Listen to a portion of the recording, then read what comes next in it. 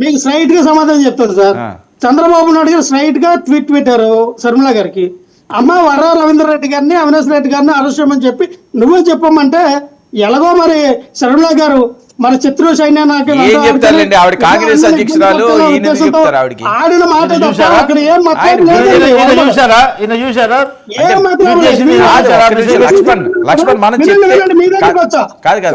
ఆయన దగ్గరకు వచ్చా. ఇందాకలా బాలకోట గారు ఏమన్నారు, డాక్టర్ సుధాకర్ ని, డాక్టర్ అచ్చెన్నని, డ్రైవర్ సుబ్రహ్మణ్యాన్ని మరి జగన్మోహన్ రెడ్డి గారు చంపారు అని అన్నారు. మరి బాలకోట మీద కేసు పెట్టాలి కదా. ఆయన ఏ ఆధారంతో ఏ ఆధారం ఏ ప్రాథమికంగా తీసుకొని ఏ ప్రూఫ్ తో మాట్లాడాడు ఆయన మీద బాలకోట మీద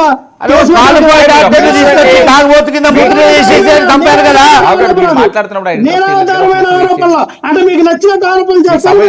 నిరాధారమైన ఆరోపణలు చేసి మీరు చూస్తూ ఊరుకోవాలి. మీరు మీరు ఎలాగ మాట్లాడితే మీరు మాట్లాడినప్పుడు డిబేట్ అయిన వరకు రన్నింగ్ కామెంట్ ఇస్తా, అది మీరు తట్టుకోలేదు.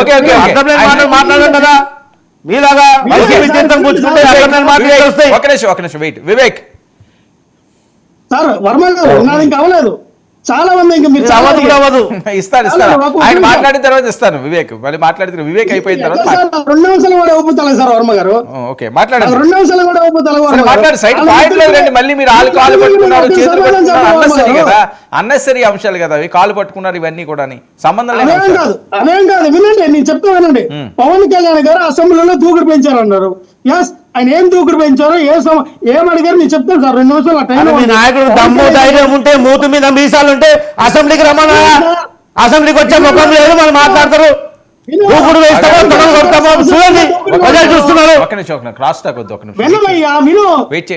వినండి, ఆయన ఏమన్నారంటే అసభ్యకరమైన పదజాలంతో సోషల్ మీడియాలో పనిచేస్తున్నటువంటి సోషల్ యాక్టివిస్టులు, సోషల్ మీడియా రౌడీలు,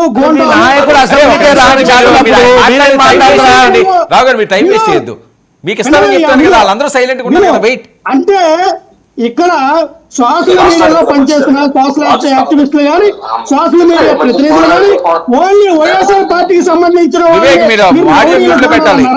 లేదా టీడీపీ, జనసేన, బీజేపీ పార్టీకి సంబంధించినటువంటి మీ సోషల్ మీడియా యాక్టివిస్టులు, కార్యకర్తలు, ప్రతినిధులు కూడా మీరు రౌండీలకు ఉండాలన్నారా? దానికి పవన్ కళ్యాణ్ గారు ఇంకేమన్నారు?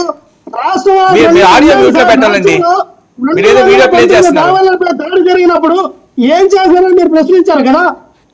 మీరు చంద్రబాబు నాయుడు గారి హయాంలో 350 దేవాలయాల మీద దాడి జరిగినప్పుడు పవన్ కళ్యాణ్ గారు గాడిద గుర్రానికి ఏమైనా పదదంతా ఉన్నారా? కోడిగుట్టు మీద ఏమైనా ఏకలు పిక్తూ ఉన్నారా పవన్ కళ్యాణ్? 350 దేవాలయాలు కూల్చేశారు.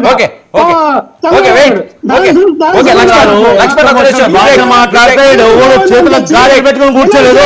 ఇష్టం వచ్చిన భాష మాట్లాడితే ఎక్కువ భాష మాట్లాడగలుగుతారు. నాయకుడు మొగోడైతే నీ నాయకుడు చేతుల గాలి వేసుకోకపోతే అసెంబ్లీకి రమ్మను. అసెంబ్లీకి వచ్చే దమ్ము లేదు. వినండి సార్, వైజాగ్ అమెరికాలో కూడా 5 వెంకటేశ్వర స్వామి గుళ్ళు మేము 100 కోట్లు పెట్టి అక్కడ కడితే ఈ 40 సంవత్సరాలు ఒక్క గుడైన చంద్రబాబు నాయుడు కట్టాడా?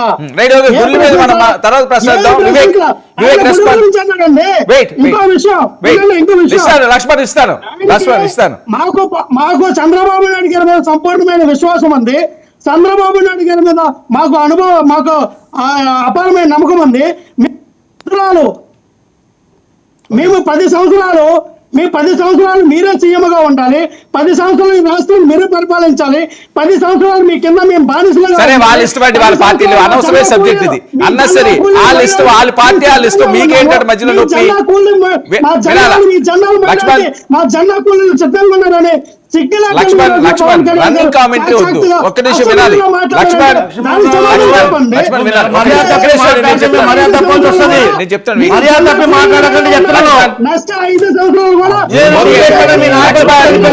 అంత సామర్థ్యం ఉంది మాకు. నాయకుడు మొత్తం బట్టలిపగలుగుతాను నేను. లక్ష్మణ్ ఎందుకు అన్నసరి టాపిక్? మీరు మర్యాద తప్పి మాట్లాడితే మర్యాద లక్ష్మణ్ మర్యాద మాట్లాడితే మర్యాద చెప్తున్నా నేను.